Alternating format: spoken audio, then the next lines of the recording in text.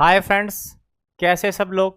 नमस्कार, स्वागत है आपका कंसेप्ट आरएनए की ऑनलाइन क्लासेज में।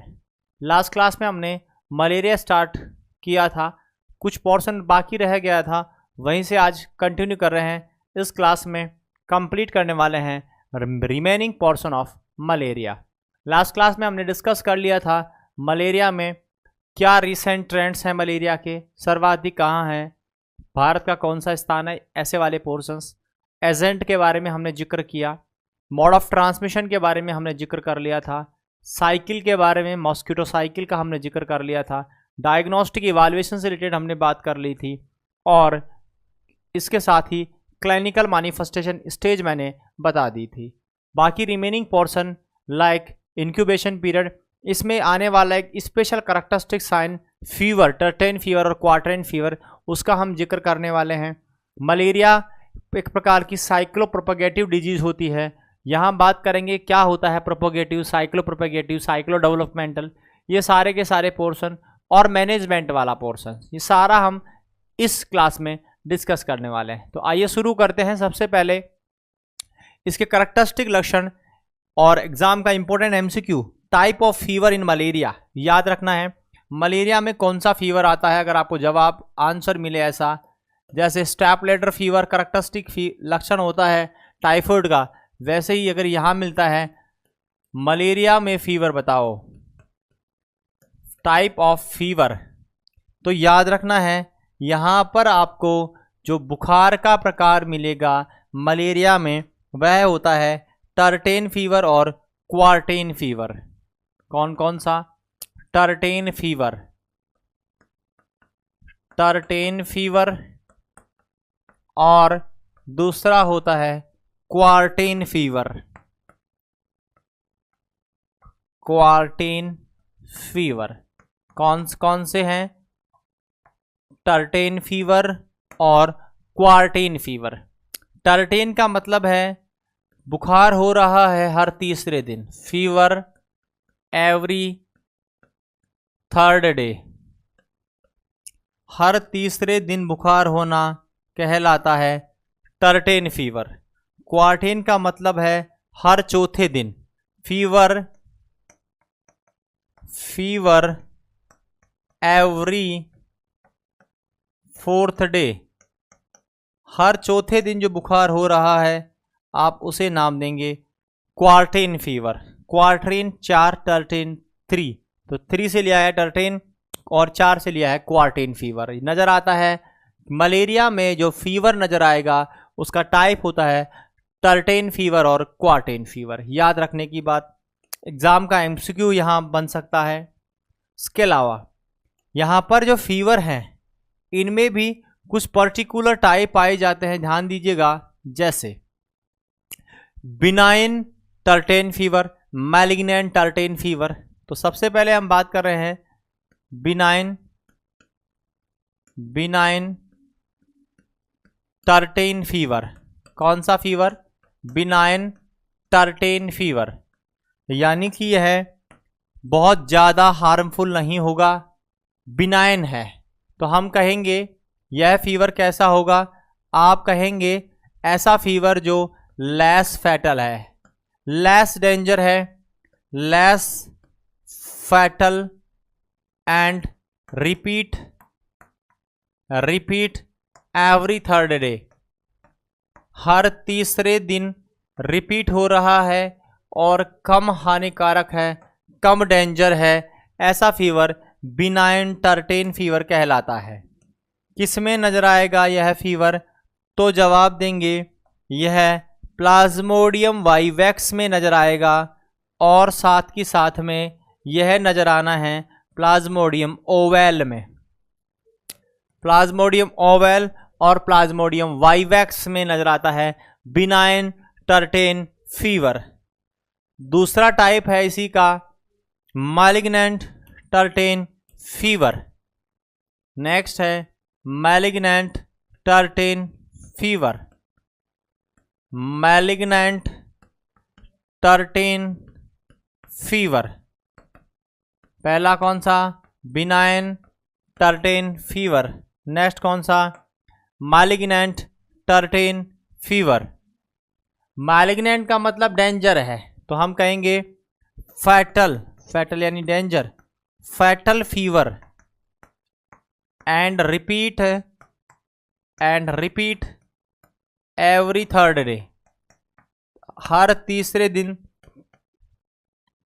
रिपीट हो रहा है, साथ के साथ यह डेंजर भी है, तो आप इसे नाम देंगे मैलिग्नेंट टर्टेन फीवर। क्या नाम देंगे? Malignant tertian fever.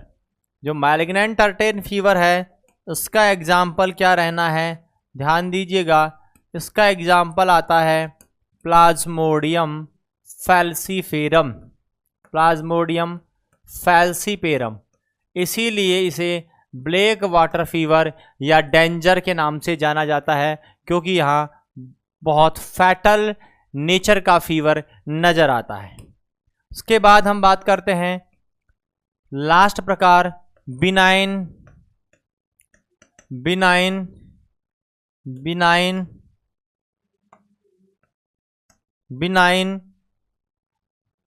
क्वार्टेन fever.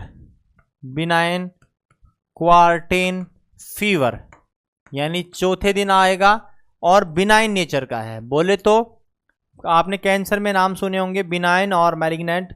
Benign जो है लेस डेंजर होता है और लेस फैटल होता है, वही मैलिग्नेंट फैटल होता है। तो यहां आप बोलोगे less fatal and fever repeat होगा, fever repeat every fourth day, हर चौथे दिन रिपीट होगा, हर फोर्थ डे पर रिपीट होगा, डेंजर नहीं है। लक्ष्य इसका एग्जाम्पल की मैं बात करूं, इसका एग्जाम्पल क्या होगा, तो एक बचा है प्लाज्मोडियम मलेरी, प्लाज्मोडियम मलेरी।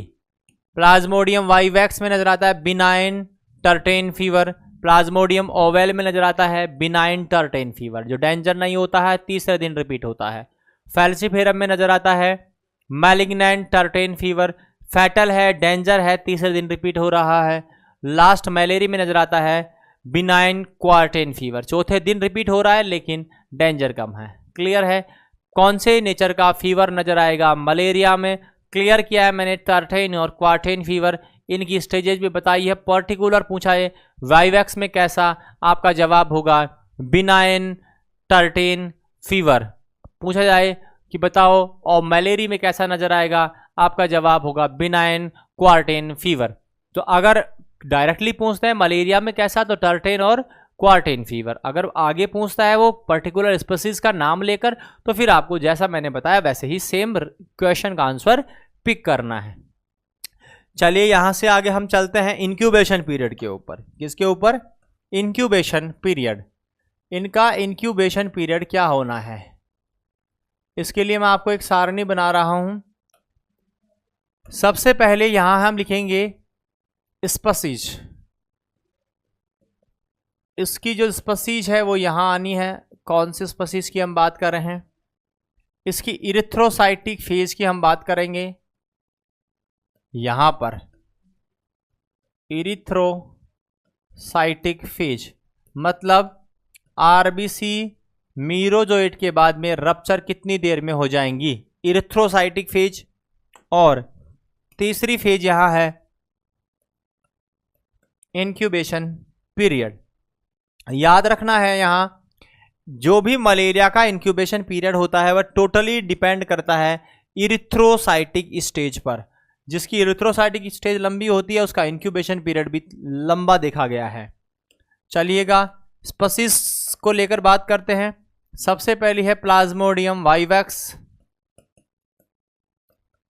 दूसरी है प्लाज्मोडियम फैल्सीफेरम, तीसरी है प्लाज्मोडियम मलेरी और लास्ट है Plasmodium oval. Plasmodium vivax, Plasmodium falciparum, Plasmodium malariae, Plasmodium oval. चलिए सबसे पहले इरिथ्रोसाइटिक स्टेज इसकी होती है 48 आवर 48 घंटे। इसकी भी होती है 48 आवर 48 घंटे। इसकी ज़्यादा होती है 72 आवर 72 आवर। और ये होता है 48 आवर। तो सबसे ज़्यादा इरिथ्रोसाइट की स्टेज होती है मलेरी 72 आवर। चलिए आगे हम बात करते हैं, इंक्यूबेशन पीरियड लेते हैं। उसका इंक्यूबेशन पीरियड होता है 14 डेज 14 दिन। उसका इंक्यूबेशन पीरियड होता है 12 डेज 12 दिन। उसका इंक्यूबेशन पीरियड होता है 28 दिन 28 डेज। और इसका इंक्यूबेशन पीरियड होता है 17 दिन।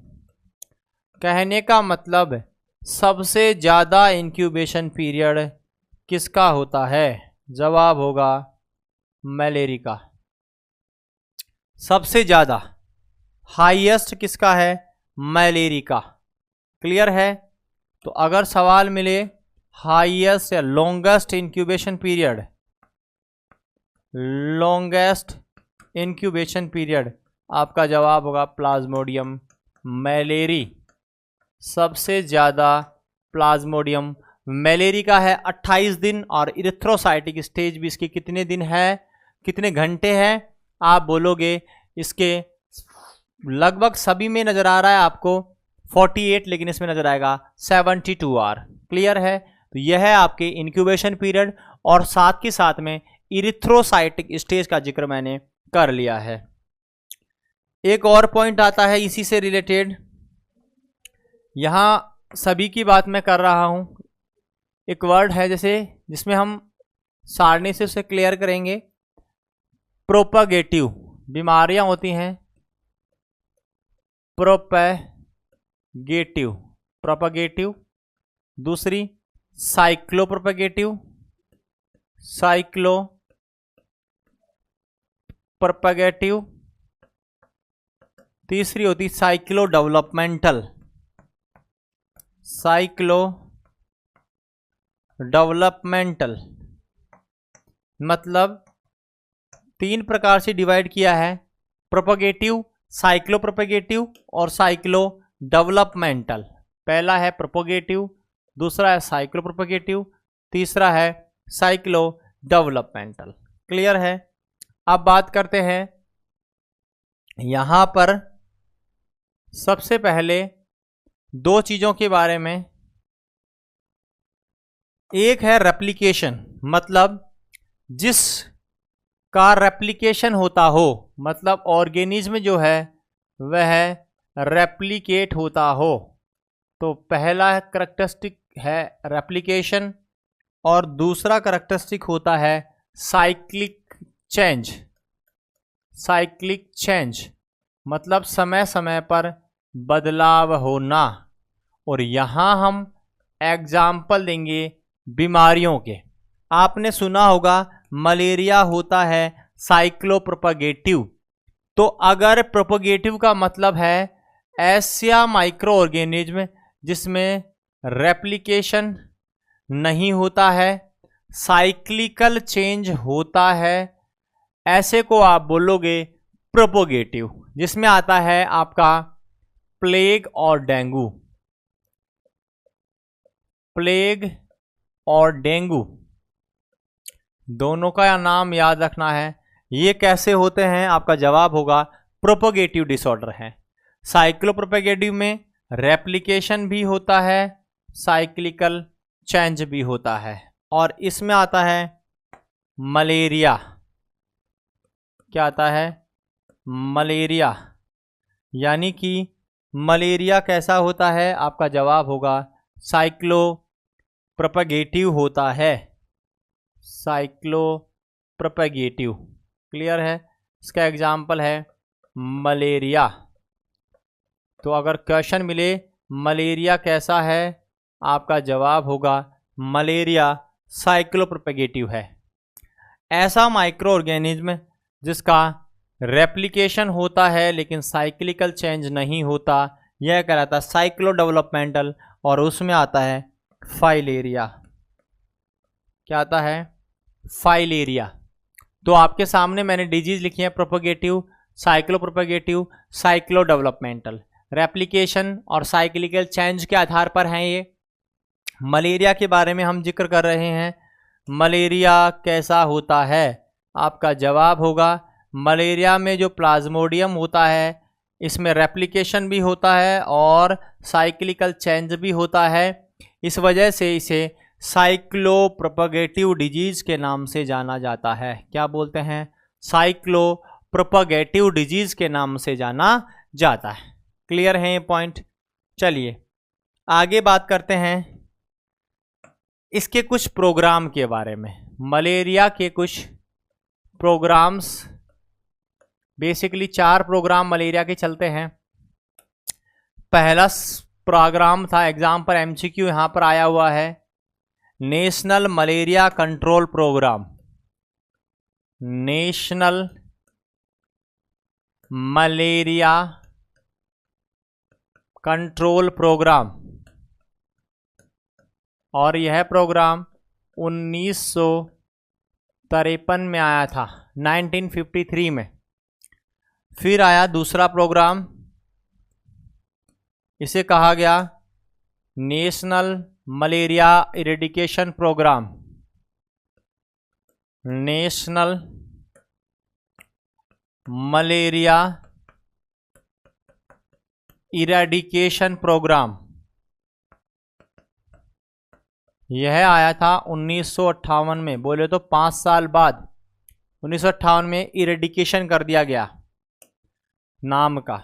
तीसरा फिर आया anti malaria programme, anti malaria programme, यह आया 1999 में। फिर आ गया national vector borne disease control programme, ये पहले भी बता चुका हूं मैं कालाजार के दौरान।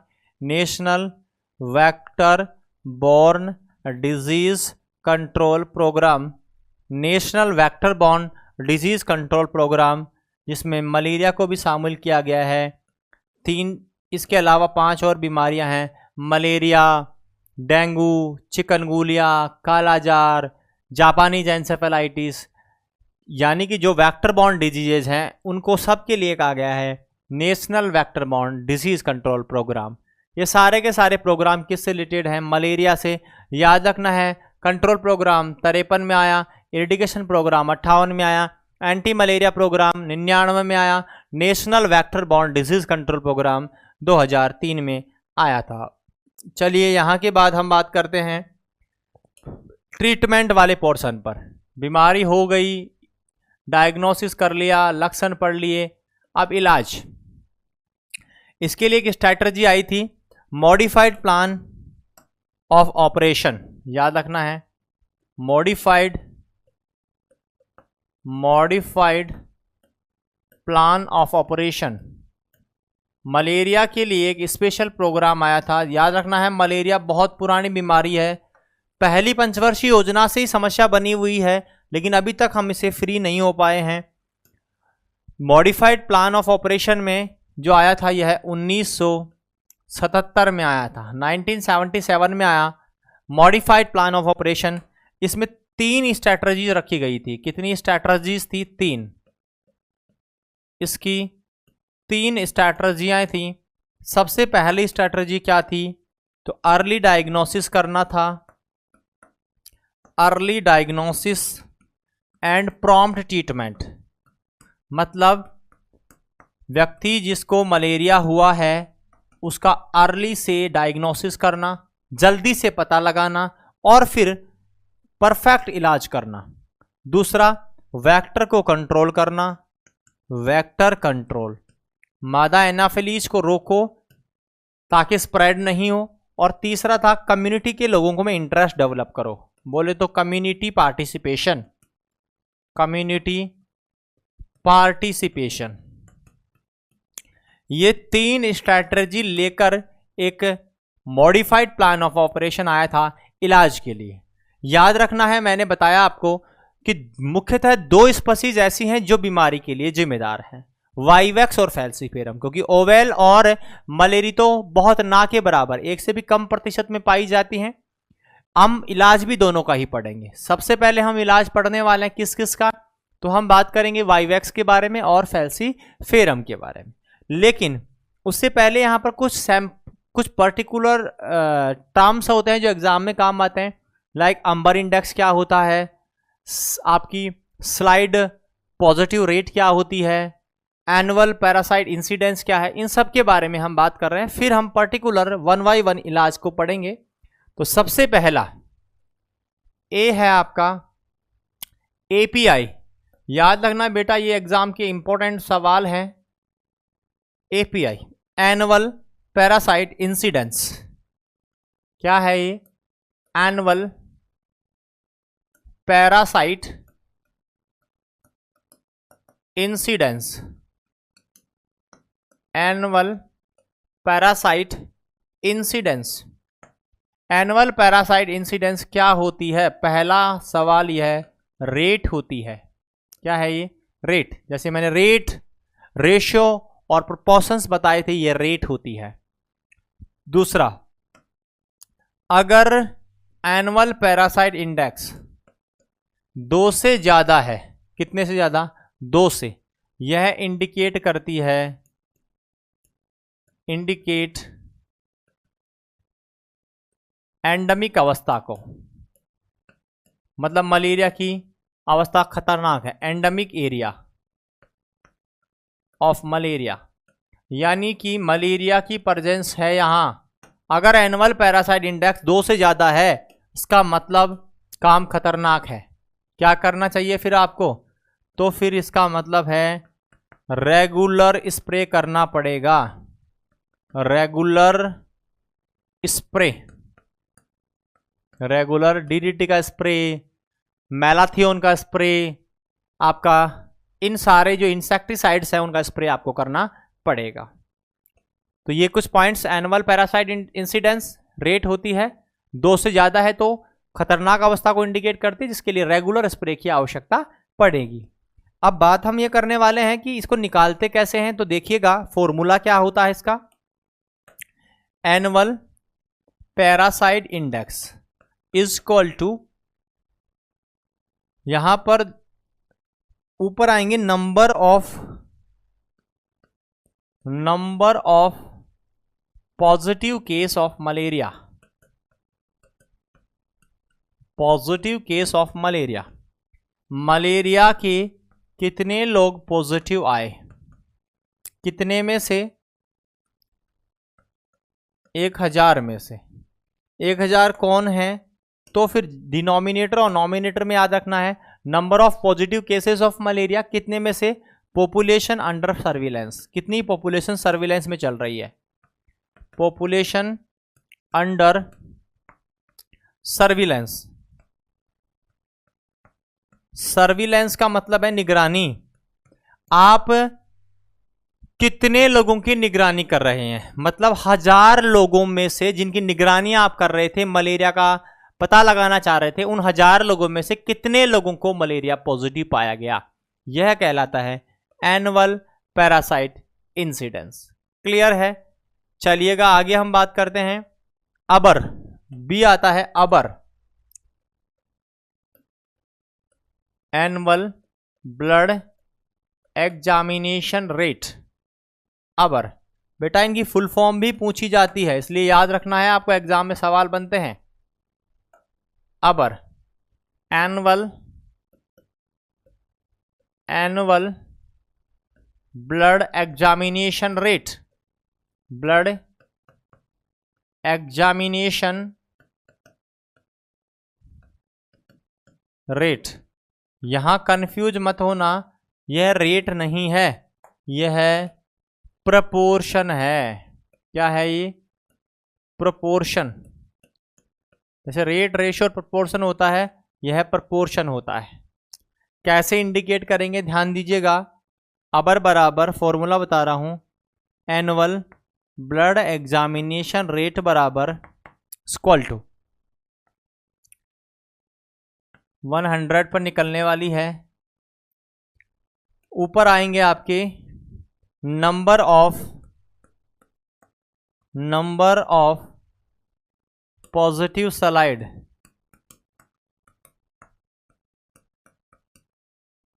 या number of slide taken, number of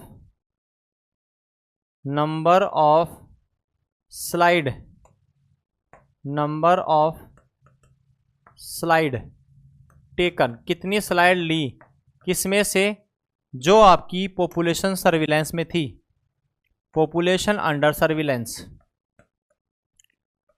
population under surveillance, population under surveillance में से कितनी स्लाइड्स ली गई हैं, नंबर ऑफ स्लाइड्स। 100 लोगों में से जो जनसंख्या थी, 100 लोग, आप जितने लोगों को सर्विलेंस कर रहे थे उनमें से 100 लोगों में से कितने लोगों की आपने क्या ली, स्लाइड ली। क्लियर है? जो माइक्रोस्कोपिक एग्जामिनेशन है उसकी ये बात यहाँ हो रही है, थिन और थिक स्लाइड। यह कहलाता है एनुअल ब्लड एग्जामिनेशन रेट। इसके बाद आती है तीसरे नंबर पर C, slide positive rate, slide positive rate. यह भी प्रोपोर्शन ही है, यह भी प्रोपोर्शन है। निकालने का तरीका, slide positive rate is equal to number of positive slides, कितनी स्लाइड पॉजिटिव आई, किसमें से, total number of slide taken, total number of slide, जितनी स्लाइड आपने लिए थे उनमें से 100 स्लाइडों पे कितनी स्लाइड पॉजिटिव आ रही हैं। आप स्लाइड ले रहे हो, उनमें 100 स्लाइडों पे कितने लोग पॉजिटिव आ रहे हैं, it is called slide positive rate. ये तीनों थे आपके, जिसमें मैंने एपीआई की बात की, अबर की बात की, और लास्ट में हमने बात किया है एनुअल पैरासाइट इंसिडेंस। बहुत बार एग्जाम में सवाल यहां से पिक होता है, इसकी फुल फॉर्म पूछी जाती है, एनुअल ब्लड एग्जामिनेशन रेट, और इसके अलावा आपका स्लाइड पॉजिटिव रेट। क्लियर है सारे पॉइंट? इसके बाद हम पर्टिकुलर ड्रग थेरेपी की बात कर रहे हैं। ड्रग थेरेपीज, दवाइयां। चलिएगा, सबसे पहले इलाज मैं करूंगा वाईवैक्स का। किसका इलाज करेंगे? वाईवैक्स का। ट्रीटमेंट ऑफ वाईवैक्स, दो ही तो करते हैं, फैल्सीफेरम और वाईवैक्स। तो treatment of Plasmodium vivax, Plasmodium vivax का इलाज हम कर रहे हैं। कुछ काम की चीजें यहां पर। सबसे पहली बात, इसके इलाज की ड्यूरेशन कितने समय की रहेगी, कितने दिन आप इलाज करेंगे? तो जवाब होगा 14 दिन। प्लाज्मोडियम वाईवैक्स के इलाज के लिए जो गोलियां दी जाती हैं कितने दिन तक देते हैं? 14 दिन तक दवाइयां दी जाती हैं। चलिएगा, 14 दिन तक दवाइयां कौन कौन सी दे रहे हैं, तो ड्रग क्या क्या यहां रहने वाली हैं? आपका जवाब होगा 2 ड्रग यहां देंगे, CQ और PQ, क्लोरोक्विन और प्रीमाक्विन। अभी मैं फुल फॉर्म लिख रहा हूं, आगे हम PQ और CQ ही बोलेंगे। यहां आपके सामने मैं लिख रहा हूं क्लोरोक्विन, क्लोरोक्विन और प्रीमाक्विन, प्रीमाक्विन। ये दोनों दवाइयां काम में लेते हैं वाईवैक्स के लिए।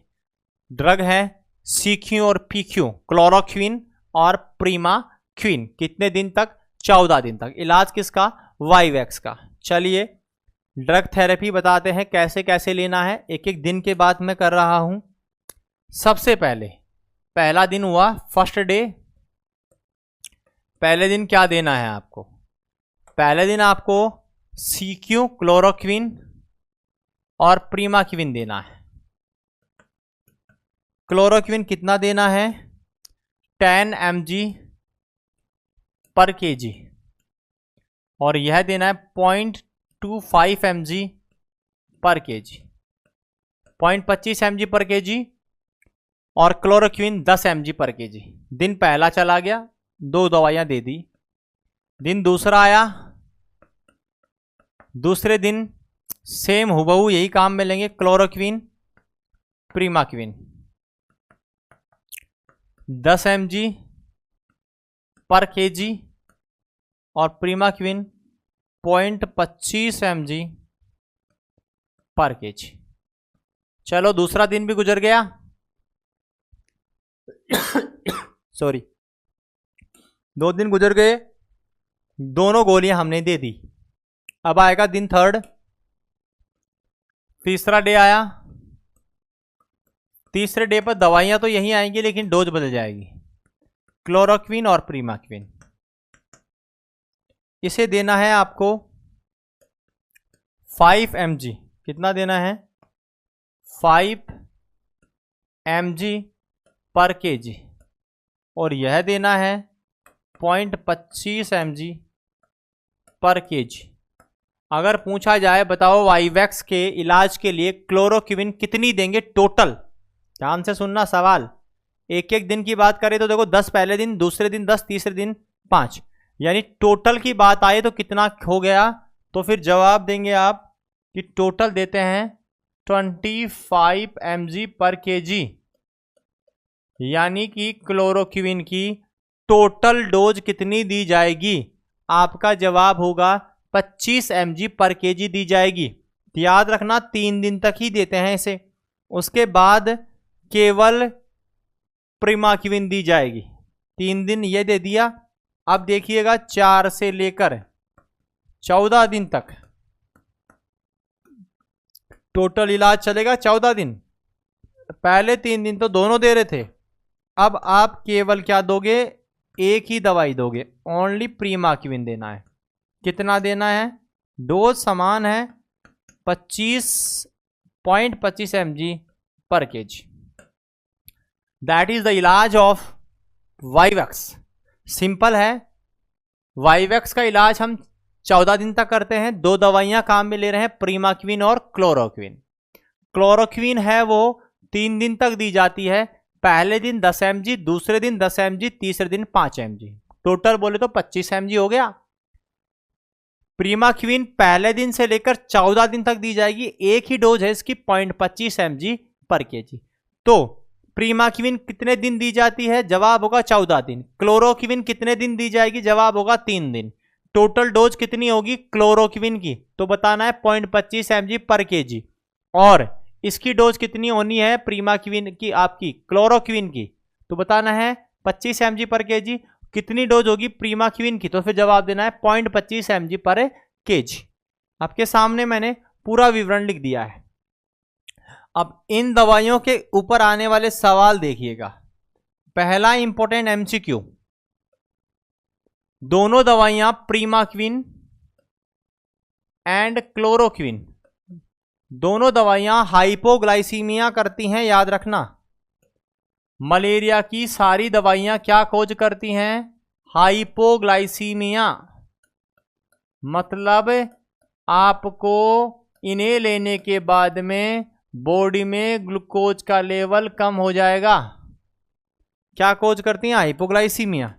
इसका मतलब आप अकेले नहीं ले सकते, याद रखना। मलेरिया की गोलियां जो लेते हैं उसके साथ दूध और चीनी ली जाती है, इसलिए प्रीमाक्विन एंड क्लोरोक्विन किसके साथ लेना है? Taken with milk and sugar, चीनी और दूध के साथ लो, ताकि हाइपोग्लाइसीमिया नहीं आवे।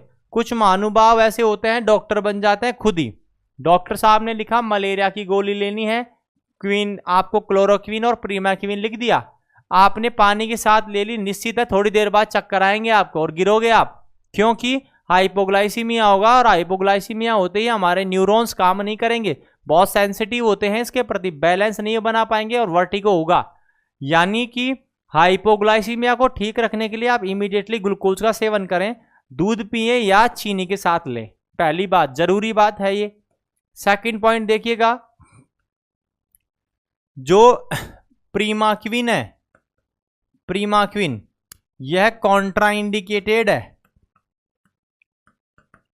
कॉन्ट्रा इंडिकेटेड होती है किस किस में?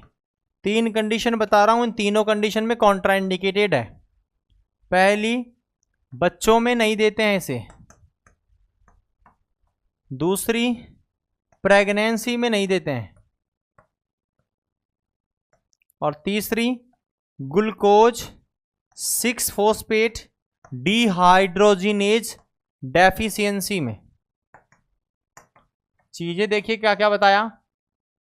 चिल्ड्रन में कॉन्ट्राइंडिकेटेड है, प्रेगनेंसी में कॉन्ट्राइंडिकेटेड है, ग्लूकोज 6 फॉस्फेट डिहाइड्रोजिनेज डेफिशिएंसी में भी कॉन्ट्राइंडिकेटेड होती है, क्योंकि ये तीनों की तीनों कंडीशन हाइपोग्लाइसीमिया कोज करती हैं और प्रीमाक्विन तो बहुत ज्यादा हाइपोग्लाइसीमिया करती है। इस वजह से यह कॉन्ट्राइंडिकेटेड रहने वाली है इसमें, प्रीमाक्विन।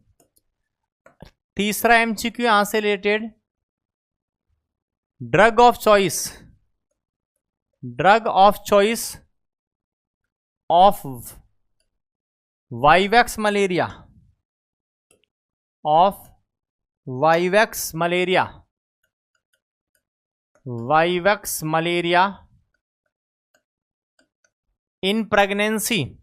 किसी प्रेग्नेंट महिला को मलेरिया हो गया, और मलेरिया भी कौन सा? वाइवैक्स वाला। बताओ ड्रग ऑफ चॉइस क्या होगी? तो जवाब देंगे क्लोरोक्विन। क्लोरोक्विन। कितनी डोज बदल जाएगी?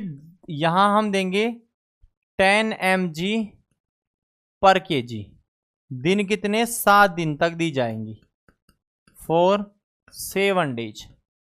7 दिन तक आप दोगे 10 mg पर kg क्लोरोक्विन दी जाएगी। Primaquine is contra indicated in pregnancy, तो drug of choice is chloroquine. Clear है?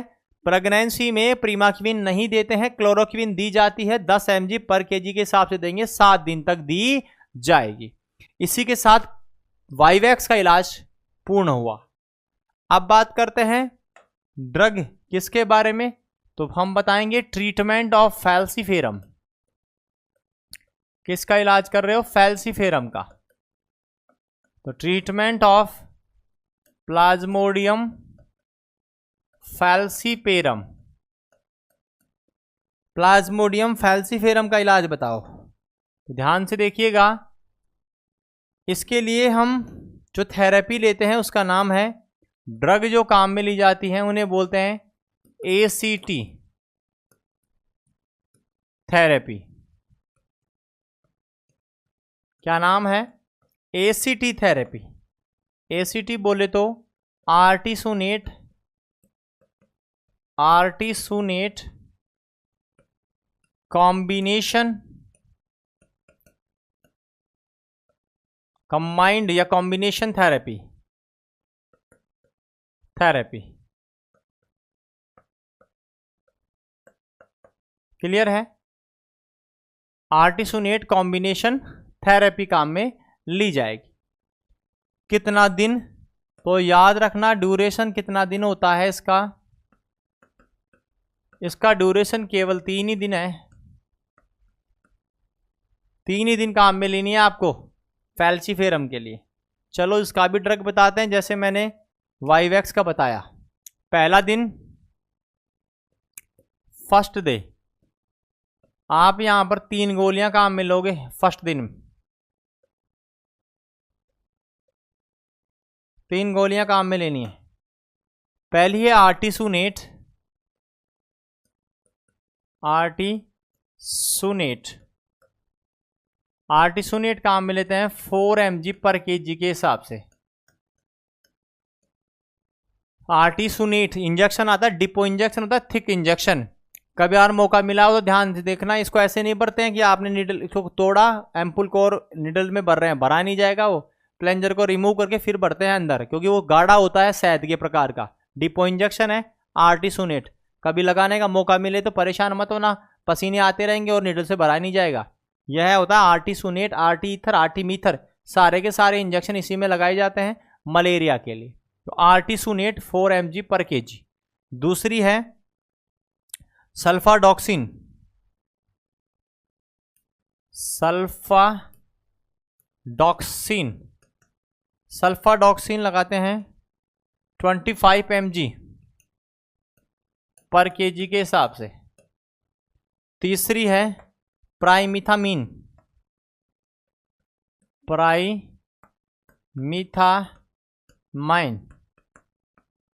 1.25 mg, 1.25 mg पर केजी।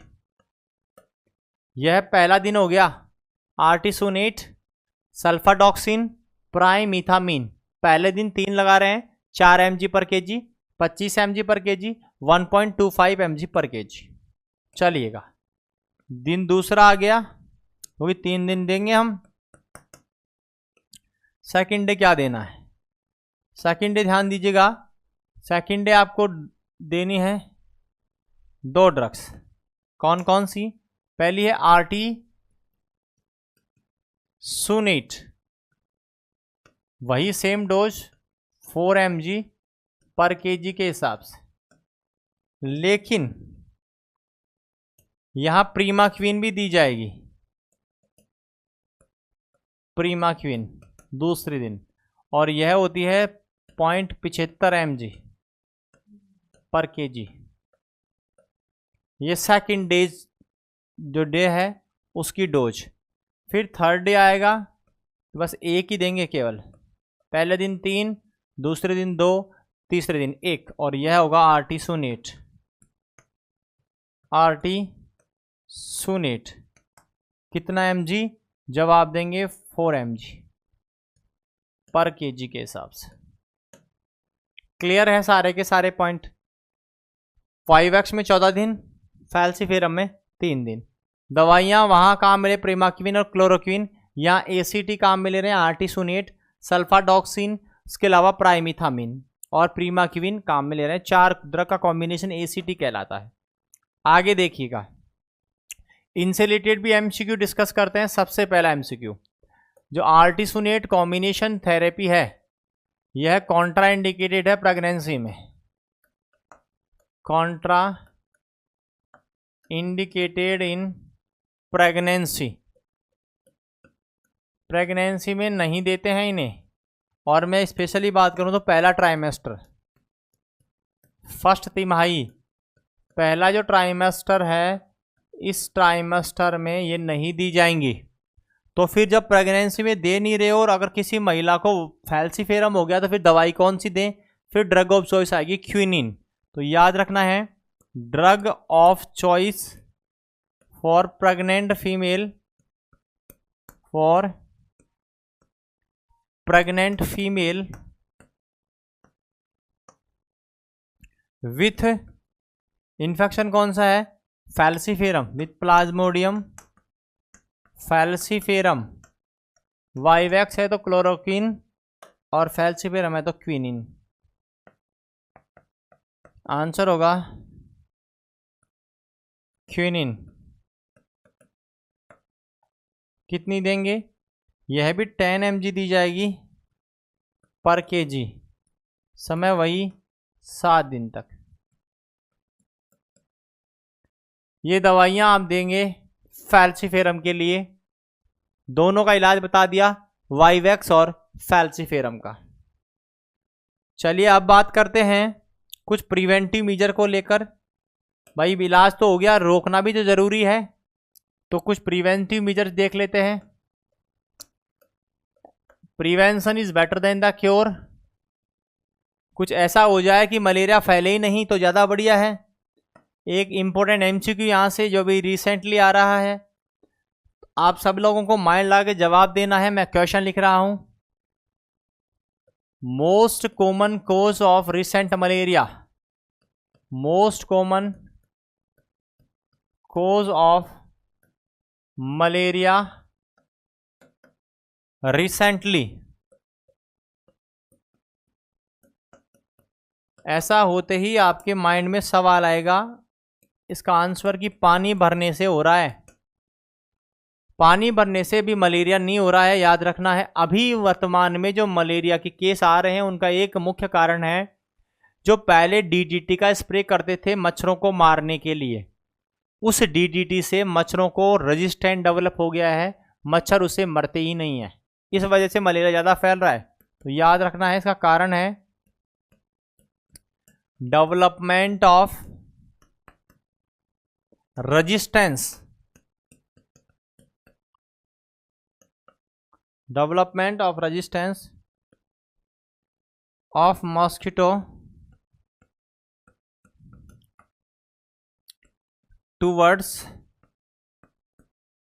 डीडीटी। डीडीटी का जो स्प्रे होता है उसके प्रति रेजिस्टेंट डेवलप हो गया, इस वजह से आजकल के मच्छर मरते नहीं हैं और मलेरिया ज़्यादा फैल रहा है। चलिएगा उसके अलावा कुछ स्प्रे की बात करते हैं। पहला एंटी लार्वल स्प्रे। ऐसे स्प्रे जो लार्वा को खत्म करेंगे उनकी बात करते हैं। याद रखना इनमें नाम पहला है Paris green.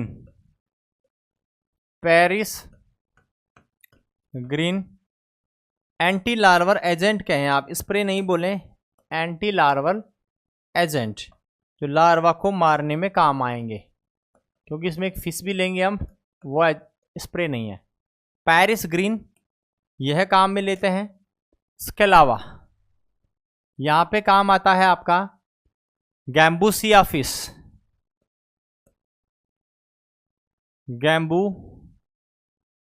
Gambusia fish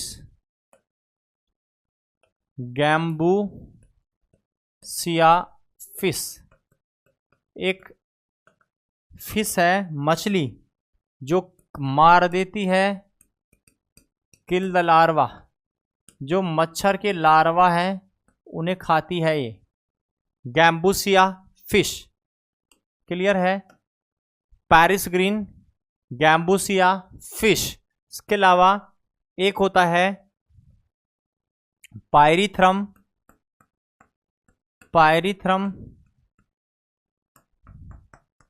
extract. ये तीनों के तीनों जो चीज़ें मैंने बताई हैं ये लार्वा को मारने में काम में आती हैं। यह जो आपका पायरीथ्रम एक्सट्रैक्ट है यह नर्व पॉइजन कोज करता है, यह स्टोमक पॉइजन कोज करता है, और एक मछली है गैम्बूसिया फिश, पेरिस ग्रीन और पायरीथ्रम एक्सट्रैक्ट।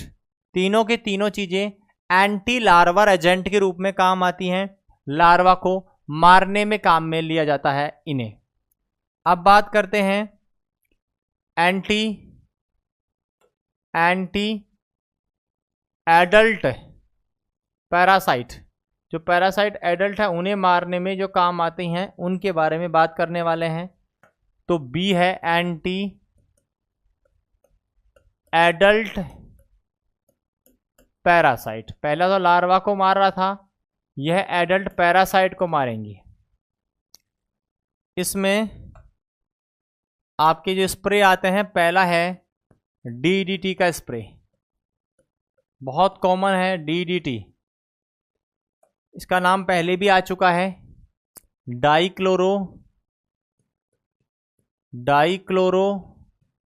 डाइफिनाइल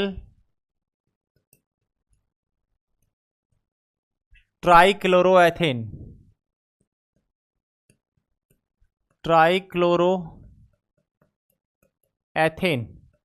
नाम पर फुल फॉर्म आती है। पहला क्वेश्चन यहां से। फिर नेक्स्ट MCQ, इसकी डोज 1 से 2 ग्राम पर मीटर स्क्वायर एरिया पर स्प्रे करते हैं। तीसरा, ड्यूरेशन कितनी है। एक बात और याद रखना है, मोस्ट एंटी एडल्ट एजेंट यही है, एडल्ट पैरासाइट को मारने वाला मुख्य एजेंट यही है, डीडीटी। इसके अलावा नेक्स्ट पॉइंट देखिएगा, इसकी वैलिडिटी कितनी रहती है। तो इफेक्टिवनेस इसकी रहती है, इफेक्टिवनेस 6 महीने से लेकर 12 महीने तक प्रभावी होता है DDT, और यह स्किन पॉइजन होता है, याद रखना है। कैसा होता है? Skin poison. जैसे आपने देखा पेरिस ग्रीन जो था वह हमारा स्टोमक पॉइजन था। आपने देखा जो पायरीथ्रम है एक्सट्रैक्ट वह आपका नर्व पॉइजन है। DDT स्किन पॉइजन होता है। 1 से 2 ग्राम पर मीटर स्क्वायर एरिया के साथ स्प्रे करते हैं। मोस्ट एंटी एडल्ट एजेंट यही होता है। इफेक्टिवनेस होता है 6 से 12 महीने तक स्किन पॉइजन ये कोज करता है। क्लियर है? इसके अलावा नेक्स्ट बात करते हैं, आपने देखा होगा BHC का पाउडर, BHC कई बार चींटियों को मारने में काम में लेते हैं। BHC बेंज हेक्साक्लोराइड, इसका नाम है बेंजीन हेक्साक्लोराइड।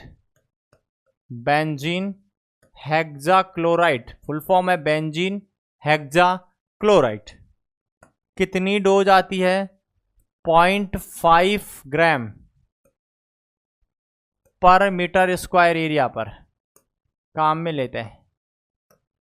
और इसकी इफेक्टिवनेस कितने दिन रहती है? तो ध्यान देना है, इसकी इफेक्टिवनेस रहती है 3 महीने तक यह काम करता है। कौन? Benzene hexachloride. Benzene hexachloride DDT दोनों की बात हमने की। नेक्स्ट बात कर रहे हैं C, मैलाथियोन।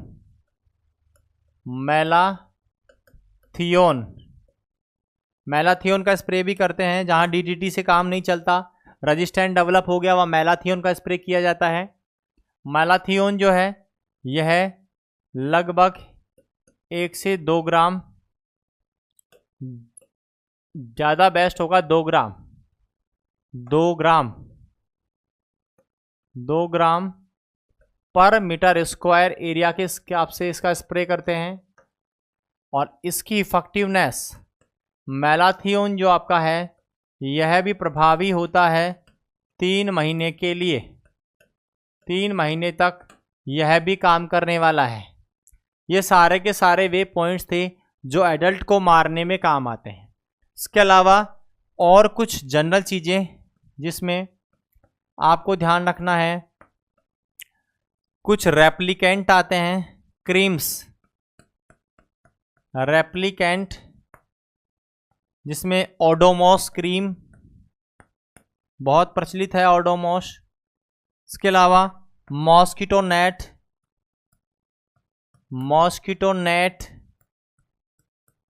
मच्छरदानी, इनका आप इस्तेमाल करें। वस्त्र पहने फुल लीव के, जो आप वस्त्र पहनेंगे वो कैसे होने चाहिए? वियर फुल लीव,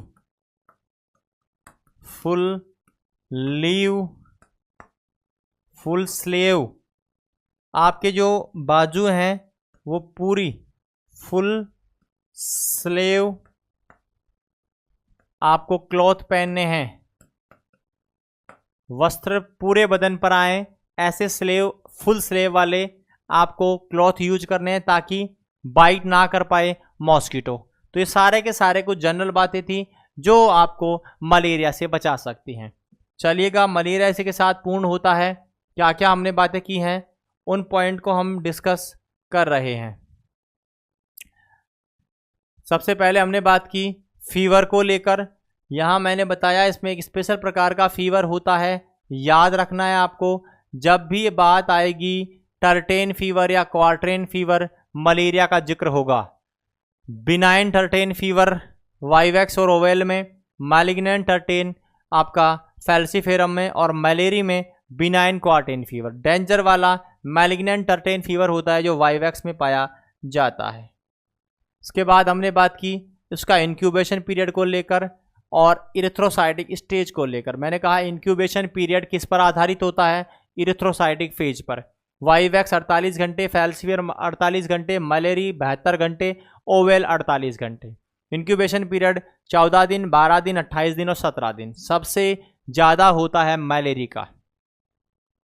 फिर हमने बात की, 3 चीज़ें बताई मैंने, प्रोपोगेटिव, साइक्लो प्रोपोगेटिव, साइक्लो डेवलपमेंटल। रेप्लिकेशन नहीं है, साइक्लिक चेंज है। प्रोपोगेटिव बोलेंगे प्लेग और डेंगू उसमें आती है।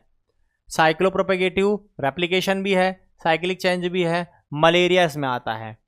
साइक्लो डेवलपमेंट में फाइलेरिया इसमें आएगा। Programme, control programme 53, eradication programme 58, anti malaria 99 और vector borne disease 2003। Treatment modified plan 1977 में 3 स्ट्रैटेजी लेकर आया। फिर बात किए पर्टिकुलर कुछ पॉइंट्स को लेकर, जैसे एनुअल पैरासाइट इंडेक्स रेट होती है, बाकी दोनों आपकी प्रोपोर्शंस हैं। यह 2 से ज़्यादा है, इसका मतलब इलाका एंडेमिक में आएगा। अबर की full form annual blood examination, rate proportion है ये भी। नेक्स्ट हमने बात की स्लाइड पॉजिटिव रेट, तीनों के तीनों आपके सामने एक रेट और 2 प्रोपोर्शन मैंने रखे। फिर इलाज की बात हम करें, इलाज में सबसे पहले हमने पढ़ा इलाज वाईवैक्स का, 14 दिन 2 दवाइयाँ प्रीमाक्विन और क्लोरोक्विन। टोटल डोज क्लोरोक्विन की 25 mg, पहले दिन 10 mg 0.25 mg, दूसरे दिन भी सेम, तीसरे दिन क्लोरोक्विन 5 mg, प्रीमाक्विन 0.25 mg। क्लियर। 2 और फिर 4 से लेकर 14 दिन तक के लिए एक ही गोली दी जाएगी प्रीमाक्विन की। फिर हमने बात की इन दवाइयों का कुछ इंपॉर्टेंट क्वेश्चंस, दोनों दवाइयाँ क्या कोज करती हैं, हाइपोग्लाइसीमिया, इसलिए किसके साथ देना चाहिए, दूध और चीनी के साथ में। मलेरिया की दवाइयाँ दूध और चीनी के साथ ही ली जाती हैं, याद रखना। इसके अलावा कॉन्ट्रा इंडिकेशन की बात की, प्रीमाक्विन 3 जगह कॉन्ट्रा इंडिकेटेड है, गर्भावस्था में नहीं देते हैं, बच्चों में नहीं देते हैं, और ग्लूकोज 6 फॉस्फेट डिहाइड्रोजनेज डेफिशिएंसी में भी नहीं दिया जाता है। फिर हमने बात की आपके अगर कोई महिला है जिसको वाईवैक्स हो गया, गर्भावस्था में है, तो फिर क्या दें, तो फिर याद रखना है इसकी ड्रग ऑफ चॉइस है क्लोरोक्विन 10 mg, 7 दिन तक देते हैं। फिर हमने इलाज पढ़ा किसका, फैल्सीफेरम का, ACT therapy, artesunate combined therapy या कॉम्बिनेशन थेरेपी 3 दिन तक चलता है। पहले दिन आर्टिसुनेट, सल्फाडॉक्सिन और प्राइमिथामिन, दूसरे दिन आर्टिसुनेट और प्राइमाक्विन, और तीसरे दिन केवल आर्टिसुनेट। कुछ क्वेश्चन इनसे रिलेटेड भी, जो सुनेट कॉम्बिनेशन ड्रग्स हैं, थेरेपीज़ हैं, that is purely contraindicated in गर्भावस्था। अगर गर्भावस्था में फैल्सीफेरम हो गया तो ड्रग ऑफ चॉइस क्या होगी, क्यूनिन दिया जाएगा 10 mg 7 दिन तक।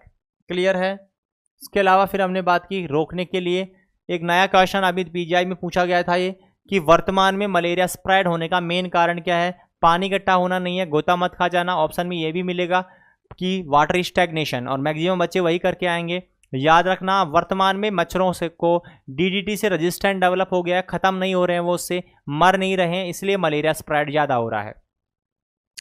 फिर हमने कुछ एंटी लार्वा एजेंट की बात की जो लार्वा को मारते हैं, पैरिस ग्रीन, गैम्बूसिया फिश और पायरिथ्रम एक्सट्रैक्ट। इसके अलावा वे चीज़ें जो एडल्ट पैरासाइट को मारती हैं, बहुत कॉमन है DDT, बहुत बार सवाल आता है,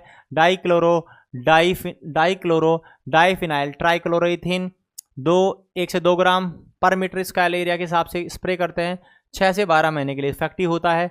दूसरा बेंजीन हेक्साक्लोराइड BSC पाउडर, नाम सुना होगा, 3 महीने के लिए इफेक्टिव है। और सबसे लास्ट में हमने बात की है आपका मैलाथियोन का स्प्रे, 2 ग्राम पर मीटर स्क्वायर एरिया, 3 महीने के लिए प्रभावी होता है। कुछ अलग में ओडोमॉस रेप्लिकेंट काम में ले सकते हैं, मॉस्किटो नेट काम में ले सकते हैं, और फुल स्लीव के वस्त्र आपको पहनने हैं। इसी के साथ the end of the malaria, you can cover everything that should be important for examination. जो भी एग्जाम के लिए महत्वपूर्ण है सब कुछ हमने कवर किया है। एक छोटा क्वेश्चन हमने इसमें डिस्कस किया है। मिलते हैं नेक्स्ट क्लास में किसी नई कम्युनिकेबल डिजीज़ के साथ। आज की क्लास में इतना ही।